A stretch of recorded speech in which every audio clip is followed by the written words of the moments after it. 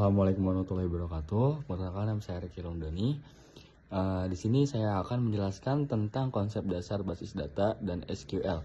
Ada beberapa pembahasan utama, mulai dari perintah SQL, hubungan antar data, integritas data, sampai perbedaan database dengan sistem file tradisional. Di sini saya mengambil soalan nomor 11, 12, 18, 22, sama soal nomor 3-nya itu 48 kalau nggak salah. Langsung aja, next ada create database dan use. Perintah pada dua perintah dasar, yaitu create database dan use. Create database digunakan untuk membuat database baru. Nah, jadi bisa kita ibaratkan seperti membuat wadah untuk menyimpan data gitu. Kalau use digunakan untuk memilih database yang ingin kita gunakan. Jadi use itu penting karena dalam sebuah server bisa terdapat banyak sekali data. Jadi kita harus menentukan database mana yang sedang kita pakai supaya operasi seperti mengambil atau mengubah data tidak salah tempat. Jadi use digunakan untuk untuk memilih database yang ingin kita gunakan gitu. Terus selanjutnya ada struktur select. Jadi selanjutnya kita membahas select ya. Perintah ini digunakan untuk mengambil atau menampilkan data dari table nih. Select menentukan kolom yang ingin kita tampilkan. Sedangkan from menentukan table yang digunakan gitu. Jadi select menentukan kolom yang ingin ditampilkan, sedangkan from menentukan table yang digunakan. Selain itu ada where untuk menyaring data, group by atau mengelompokkan data having untuk menyaring hasil kelompok, dan order by untuk untuk mengurutkan data gitu tuh. Yang perlu diperhatikan adalah select dan from nih merupakan bagian wajib, sedangkan yang lainnya digunakan sesuai kebutuhan. Jadi select dan from itu wajib, sedangkan yang lainnya digunakan sesuai kebutuhan atau opsional. Kalau mau jelasin kenapa urutannya penting, urutan penulisan SQL juga penting karena SQL mempunyai urutan sintaks tertentu. Kalau urutannya salah, query bisa menghasilkan sintaks error gitu. Next ada degree of relationship. Selanjutnya ada degree of relationship. Sebenarnya ini menjelaskan berapa banyak entitas yang terlibat dalam suatu hubungan. Di sini di dalam soal itu disebutkan Reki harus nyebutin 3 jenis. Jadi di sini saya bakal menyebutkan 3 jenis degree of relationship ini.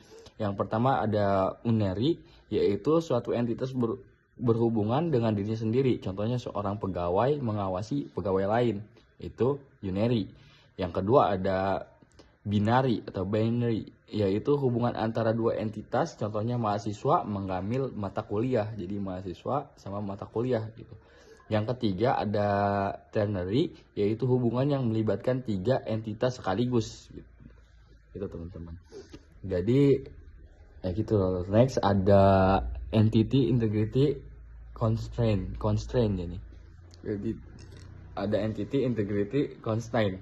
Berikutnya adalah entity integrity constraint. Sederhananya, aturan ini memastikan setiap data atau baris dalam table bisa digunakan satu sama lain. Caranya adalah menggunakan primary key. Primary key ini harus unik dan tidak boleh kosong atau nol. Kenapa? Karena primary key digunakan sebagai identitas dari setiap data. Kalau identitasnya kosong atau sama dengan data lain, kita akan kesusahan membedakannya. Jadi primary key ini nggak boleh kosong atau nol, karena identitas dari suatu data ini adalah dari primary key tersebut. Next ada traditional file processing versus DBMS. Di slide ini kita membandingkan sistem file tradisional dengan BDMS. Pada sistem file tradisional, data biasanya tersebar di banyak file sehingga bisa terjadi data yang sama disimpan berkali-kali. Nah, sedangkan pada DBMS, data lebih terpusat dan bisa digunakan oleh beberapa aplikasi. DBMS juga memiliki keamanan dan aturan untuk menjaga integritas data gitu tuh. Selain itu, kita juga bisa mengambil data menggunakan SQL tanpa harus membuat program baru untuk setiap kebutuhannya. Jadi gitu. Next ada kesimpulan. Jadi dari pembahasan ini bisa disimpulkan bahwa DBMS lebih cocok digunakan untuk sistem informasi modern. DBMS membantu menjaga data tetap konsisten, menyediakan keamanan, memudahkan dan mengakses data menggunakan SQL, dan juga bisa digunakan oleh banyak pengguna secara bersamaan. Jadi dibandingkan dengan sistem file tradisional, DBMS membuat pengolahan data menjadi lebih terpusat, aman, dan mudah digunakan. Gitu teman-teman. Jadi kenapa tidak menggunakan sistem tradisional? Karena DBMS lebih fleksibel dan mudah digunakan. Jadi mungkin cukup sekian dari saya. Kurang lebih mohon maaf. Assalamualaikum warahmatullahi wabarakatuh.